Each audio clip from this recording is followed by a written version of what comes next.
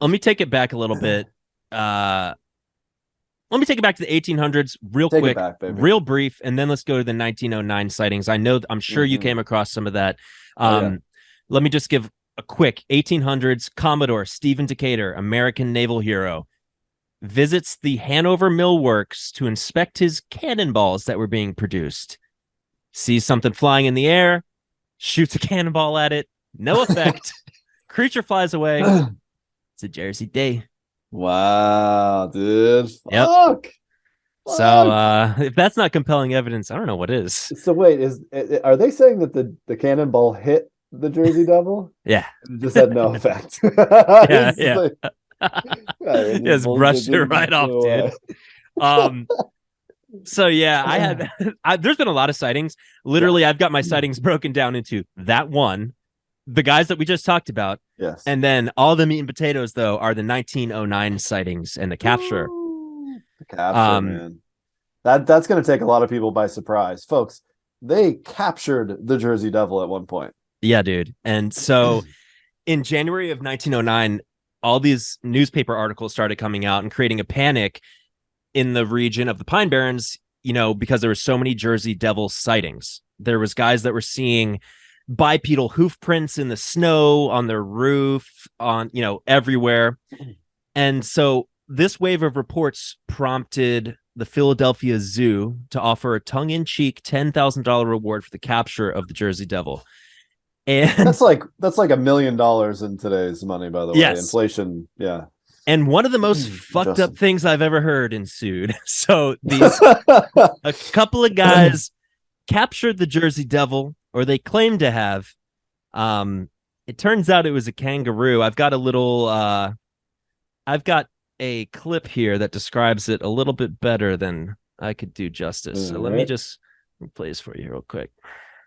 This is Norman Jeffries, by the way, announced the capture of the devil, Norman 1909. Norman Jeffries, and now you're going to hear what kind of guy NJ was. Let's hear it.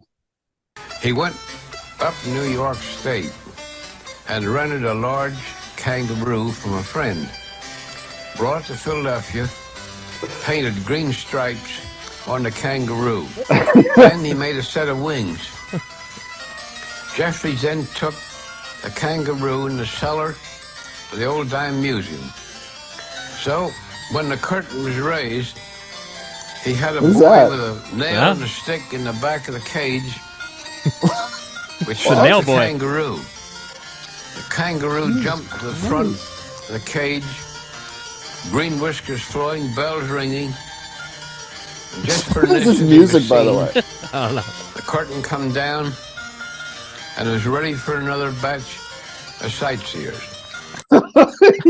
God, dude. Yeah, That dude. was an insane clip of like very happy music playing while they're describing a young boy who's like paid what, like a fucking penny an hour to like hit this kangaroo with To a abuse a kangaroo. Yeah. brutally abuse a kangaroo. Yeah. So Fuck, dude. I don't know why people weren't convinced with that neon green stripe that they were painting on that kangaroo. it sounded pretty legit. It did. Um, Now, just because you seem to enjoy that clip, I've got another clip here of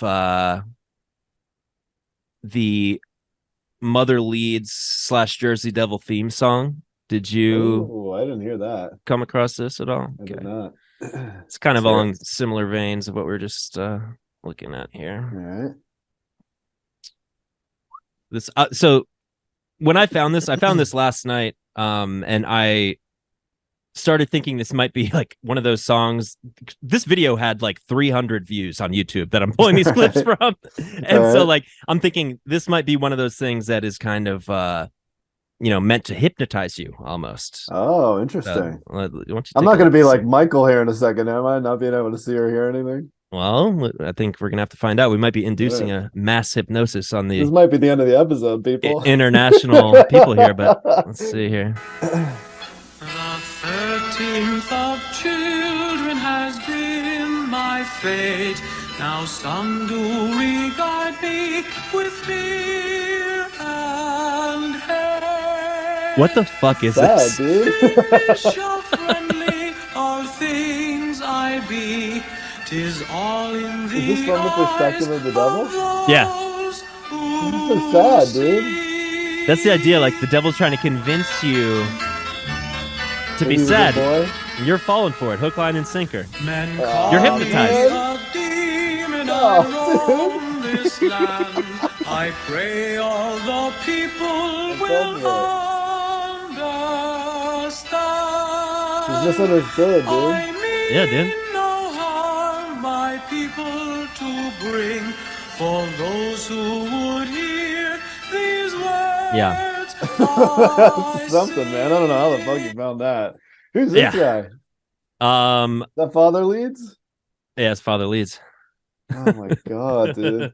There's some like weird period where animation was just super trippy and like creepy, man. Is it like the 60s?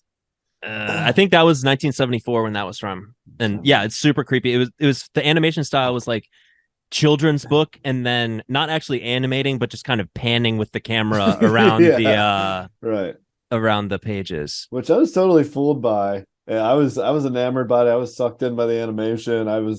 The song was speaking to me. I mean, you heard it live. I was like, I know, you're like, whoa, this is sad. The poor devil. Yeah, dude, you fell for it.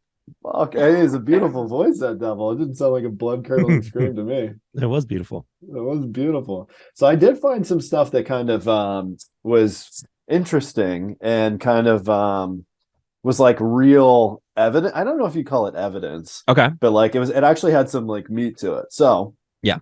Prior to the Europeans coming in and cordially nudging the Native Americans out of the area, the Lenape tribe dominated the area. Ooh. And they called the Pine Barrens Place of the Dragon. Did they for real? They did. I didn't come across that at all. That's awesome. And Swedish explorers that also explored the area later referred to the same area as Dragon Channel or Arm of the Sea, like channel meaning like arm of the sea. It was called the Dragon Channel.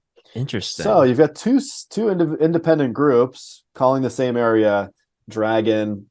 So it's kind of interesting. So I was I kind of like tugged at this thread a little bit, and I was thinking like dragons, like ancient creatures, and it occurred to me too that the way people describe the Jersey Devil is consistent with biblical creatures, where they're like the head of a lion, the hooves of a this, like in like Revelations and stuff. So I started going through all of the creatures in the Bible. Ooh. And there's one that was particularly interesting, and it's called a cockatrice. Cockatrice. Okay. A fabulous serpent supposed to be produced from a cock's egg. I'm not sure exactly what that means. I do. I know. All right. it shows up 3 times in the book of Isaiah. Yeah. It could only be killed by if it was tricked into viewing its own reflection. And it was said to possess the most deadly powers. Plants would wither at its touch, men and animals dying poisoned by its look. So Michael and Stefan might have been onto something. They might have been, feeling the initial effects of this. They might have smelled his breath. Exactly. Let me show you a cockatrice. Please. Look familiar? Oh. Bro, the cockatrice. It's got a little bit of a dragon tail.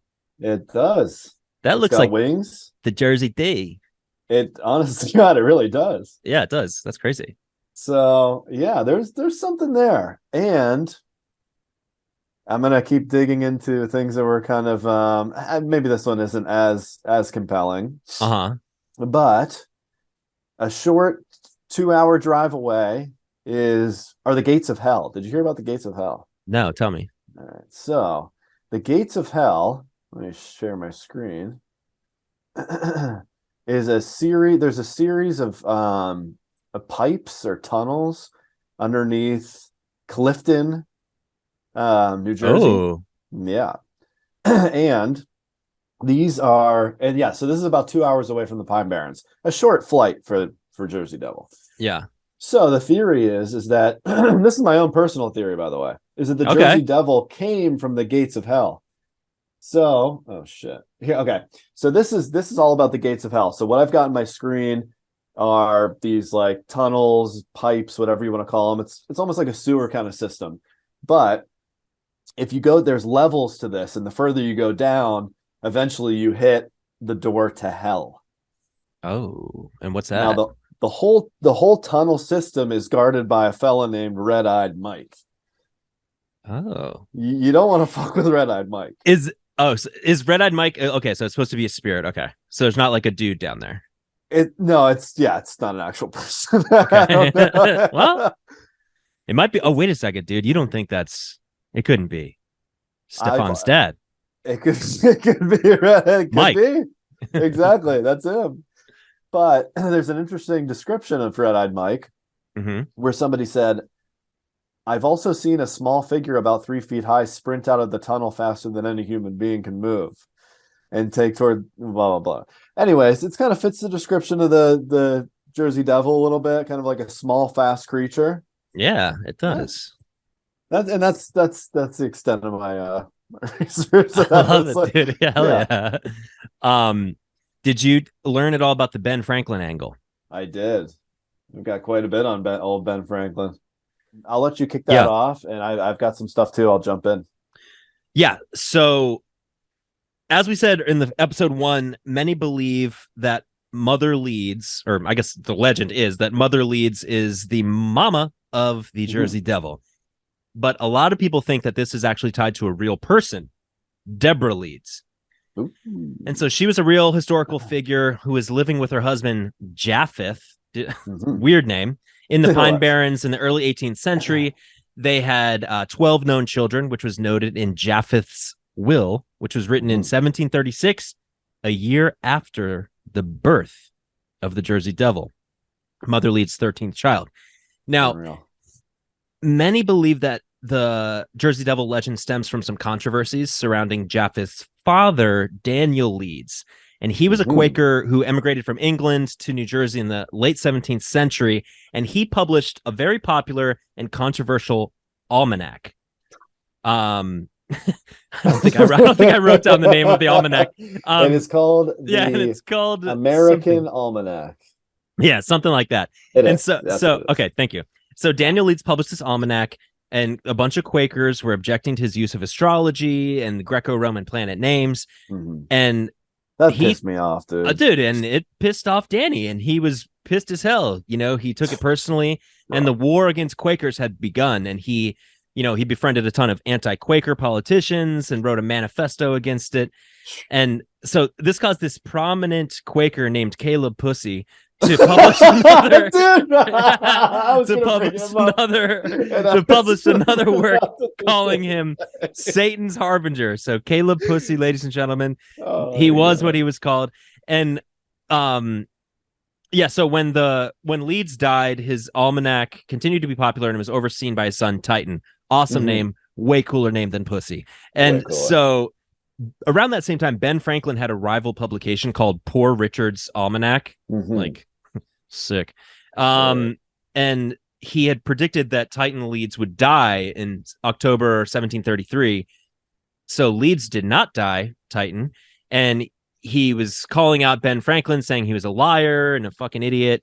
And then Ben Franklin kept playing up with the, they were spooky family type of devil family angle, saying that Titan was dead and his ghost was writing things from beyond the grave. Nasty things beyond the grave. Yeah. So Titan's feud with Ben Franklin hurt the Leeds family reputation a ton. And over the years, insinuations, that the Leeds were somehow linked to Satan was morphing into this big like horror story on the East Coast. And a lot of people say that that's where the whole legend of the Jersey Devil kind of came from. Yeah, I think this is a pretty compelling angle, and Same. Did a pretty deep dive on this. Like Pussy kind of put it over the edge there when he, through Satan's Harbinger. Is it Harbinger? I don't know. And is it Pussy or Pussy or like? Is it Pusey like Gary Busey? It's spelled kind of like Pusey. Pusey's maybe even worse. Yeah, but my Pusey like, no, it's stinks. pussy. Yeah, pussy, Caleb pussy. Get it right, dude. Please. Yeah, I totally lose confidence in my vocabulary when I know I'm being recorded. Me too, dude. Because one misstep, it's like it's recorded forever. Yeah. I think it's Harbinger. I don't know. Harbinger. But anyways, Harbinger. yeah, an interesting like business battle that kind of morphed into this thing that went out of control. But I started to dig into old Ben a little bit, and did you see the whole serial killer angle with him? I didn't see anything of that. Interesting. Until I saw your little screen share, and I saw that a little spoiler, but I know nothing about this. Please tell me. So, before we jumped on part 2, we did a quick check-in to see what was kind of left on the docket here, and yeah, one of the things I flashed on the screen was Ben Franklin's serial killer. So, in 1998, workmen uncovered more than 1,200 pieces of human bone buried beneath a property formerly owned by Ben Franklin. Ew.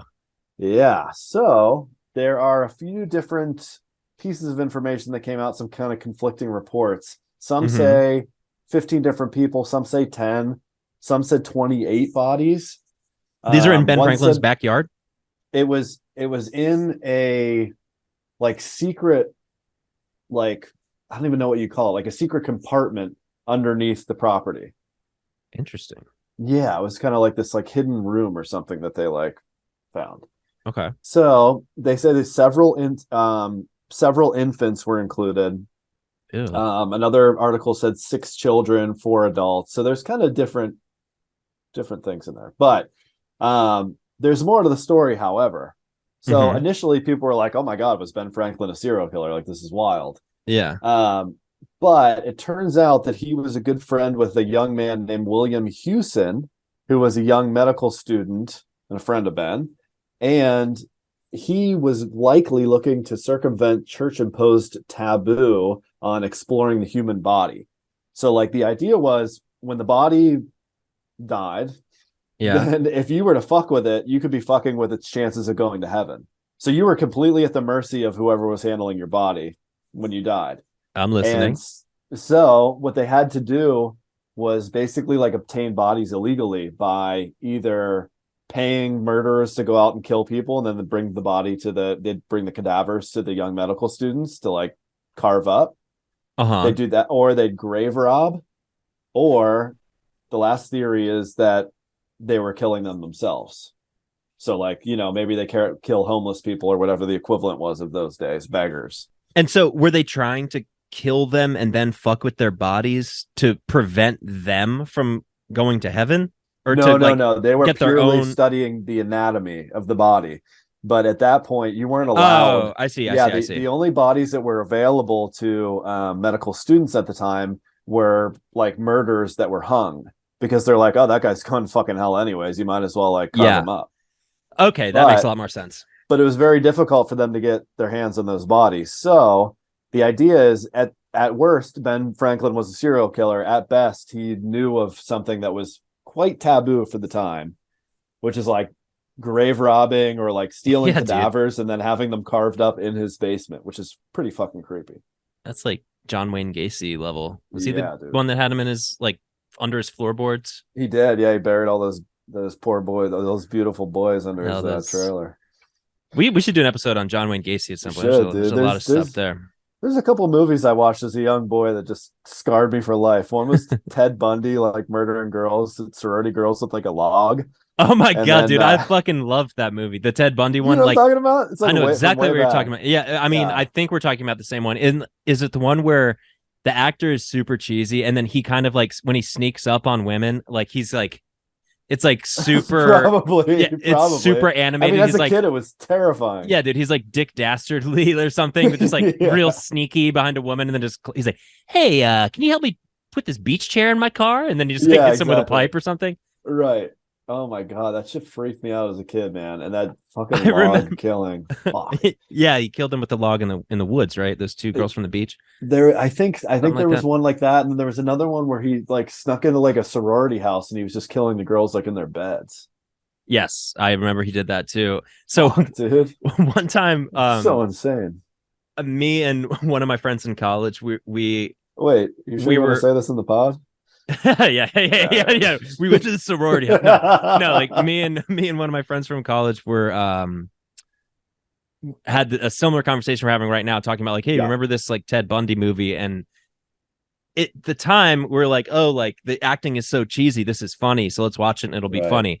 And so we put it on in like a group of people, and we're like expecting everyone to be laughing and everything, and everyone's like, what the fuck are you guys putting this on for? We're like, oh yeah, never mind. So you expected everyone to be just laughing at this like horrific Yeah, because we were both like, oh yeah, it's so funny, such a shitty actor. Yeah, And then we're right. watching it and it's just he's just like murdering women the whole time. So like there's like girls in the room like, yeah, this sucks.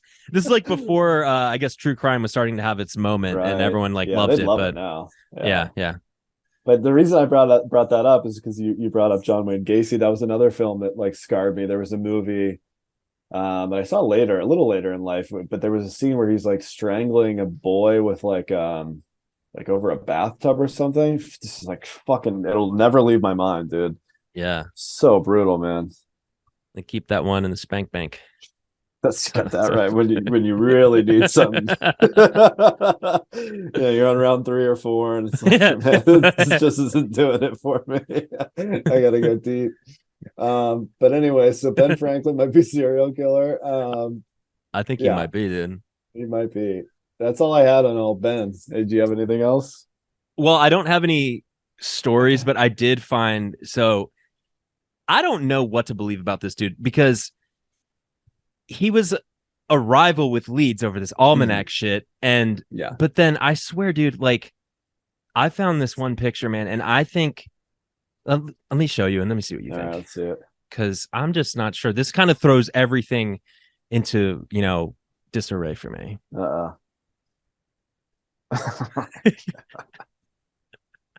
So what we have here, he clearly posed for this painting. It's Ben Franklin shirtless with the Jersey Devil. Oh my god, dude. He looks grotesque. And I'm talking about Ben. So I don't know, man. I mean, Christ. This is kind of compelling to me. It is. It reminds me of that. Have you seen that Donald Trump statue where he's just completely nude? Yes, it looks a lot like that. So yeah, I can only take credit for inserting the Jersey Devil and creating Ben Franklin's arm to make the rest. That was my favorite part. Yeah, good. Yeah, the rest was it was a shirtless photo of Ben that I found, which I guess it's a painting. Was there already a shirtless photo of Ben Franklin? I don't know. A couple of jokers, probably. Is he the one that fathered children with a slave, or was that Thomas Jefferson? Let me think. That was all of them. But I think you're thinking of Thomas Jefferson, though. That's what I had on our list. I think I can't remember exactly how I put it, but I just said like slaves. Yeah, I'm like, that's a little bit too big of a topic. Yeah, it's slaves on the list, and I'm thinking like, and yeah, your reaction was like, Jesus, man. Yeah. But my whole angle was that I think the founding fathers like did all these terrible things to slaves, and they're considered heroes, and so that was my angle on that. That's true. We just might need to think about the title. We just might need to think about the title. It's just a little more difficult to giggle your way through. I know. You want to beyond that? God, I'm sorry. I was just going to show you something just along the lines of what we were just checking out, and I don't want. Okay, so if you people are at home, turn down the brightness on your device, because you're not going to want anyone looking over your shoulder. Oh boy! For what I'm more about to Benjamin show. Franklin porn. It's something kind of. It's sexy. Let's see it. Woo, baby. That's right. I don't know how to. I feel very confused when I see things like this. Wrong way. Me too, dude. Like, oh, hello. Oh my goodness gracious. This one I kind of like for real. I very much. I almost. Yeah, God, I'm sorry. No, I was thinking when I pulled this one up earlier, I was looking at deviant art for the people at home, and I searched "sexy Jersey Devil," and there's plenty, I love that, dude. Of course plenty to there is. find. It made me think we should do an episode covering hentai. I think that would be probably a Oh, pretty I funny one. could not agree more. But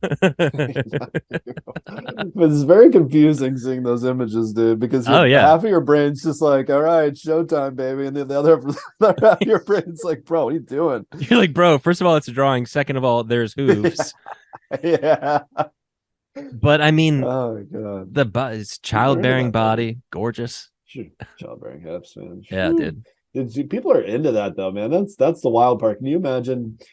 They can like create their own like porn. Like they can draw whatever the fuck they want, and they're into that's like they're at work getting horny, thinking like, man, when I get home, I'm gonna fucking jerk into that picture of Yeah, dude. Devil with Just, huge tits. yeah. Or it's got like some real nice like set of paintbrushes, and like I'm going to hell yeah, paint dude. Whatever her face is at work today. Yeah. My mind instantly went to Karen, but so trite now. Yeah, you just draw your own porn. Dude, it's fucking awesome, man. It's Love to be able to do that. That's one of those things like when you think about foot fetishes and you're like, man, I don't have one of those, but that'd be pretty cool because then you just always be like, oh my god, she's wearing sandals too. Like, it'd be like going to the beach and everyone's just topless. Yeah, exactly. Same thing. Exactly. So right. Yeah, being able to draw your own porn and actually becoming horny from it is it's a talent. Fucking awesome, dude. Hell yeah, dude. I'm jealous. But the last thing I have to bring up is my very, very last theory, which is that it's a pterodactyl. What do you think about that? I love it. I think I think it could be true. I don't have anything else on. No, the one thing I do have is that there's a chance that pterodactyls or a pterodactyl, I guess couldn't be just one, but I guess a minor pack or small pack of pterodactyls survived in local limestone caves. I guess there are caves nearby. Ooh. And I mean, if crocodiles are still around, why couldn't pterodactyls still be around? I guess we would have seen them by now, but hey, not if they're hiding in the gates of hell. True, dude. It's true. Pine Barrens it's a million acres. He said it out there. He counted it. A million. 1 million. All right, so that's all I got too, dude. This is a short part two. We might combine these two into just a part one. Little behind the scenes. I might edit that out, but let's maybe we'll make definitely edit that. We can't have people here and shit like that. Yeah, that's true. That's true. Okay, so there's all the magic, folks. I feel like this 12-minute episode maybe won't constitute a full episode. It won't. But yeah, I'm gonna stop recording. All right. Adios. All right. Thank you, everybody. Take it easy. Bye.